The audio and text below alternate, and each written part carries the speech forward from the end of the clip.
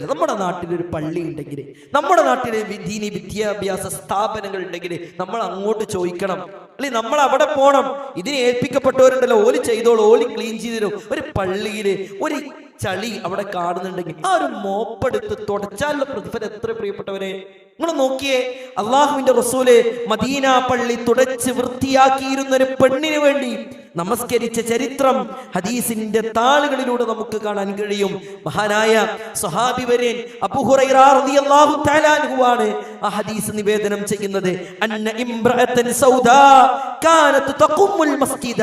അതെ, പള്ളി വൃത്തിയാക്കിയിരുന്ന, അള്ളാഹു പള്ളി വൃത്തിയാക്കിയിരുന്ന, ആ പള്ളിയുമായി ബന്ധപ്പെട്ട കാര്യങ്ങൾ ചെയ്തിരുന്ന ഒരു പെണ്ണ്, ആ പെണ്ണ് മരണപ്പെടുകയാണ്. റസൂലുള്ളാഹി സ്വല്ലല്ലാഹു അലൈഹി വസല്ലം അവിടെ ഇല്ല, സ്ഥലത്തില്ല, വന്നപ്പോ കാണുന്നില്ല. സഹാബത്ത് അങ്ങോട്ട് പറയാനും വിട്ടുപോയി. കാരണം അത് സഹാബത്തിന്റെ പക്കൽ ഇത് വലിയ ആളായിട്ടൊന്നല്ല ഉണ്ടായിരുന്നത്. അവരത് ഇത്ര വലിയ ഗൗരവത്തോടു കൂടിയൊന്നും എടുത്തില്ല.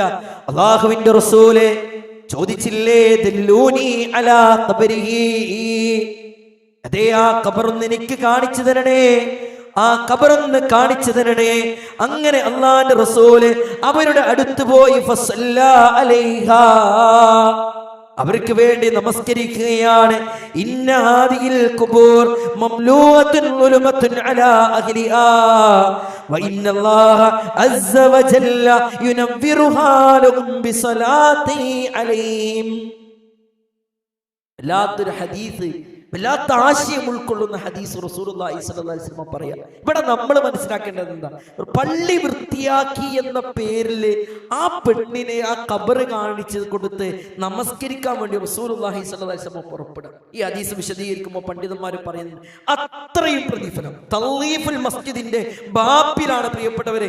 അത്തരം വിഷയങ്ങൾ ചർച്ച ചെയ്യുമ്പോൾ ഈ ഹദീസ് ചർച്ച ചെയ്യുന്നെങ്കിൽ അല്ലെ, ഒരു മുടിയുടെ ഒരു പൊടി കണ്ടാൽ അത് എടുത്തു കളഞ്ഞാലുള്ള പ്രതിഫലാണ് റസൂലുള്ളാഹി സ്വല്ലല്ലാഹു അലൈഹി വസല്ലം. നമ്മൾ ആരും കാത്തുനിൽക്കണ്ടെന്ന് പറഞ്ഞതിന്റെ അർത്ഥം, നമ്മൾ ആരെയും അതിനുവേണ്ടി ഉത്തരവാദിത്തപ്പെട്ടവർ ചെയ്യട്ടെ എന്നാണ് പറഞ്ഞതിന്റെ അർത്ഥം.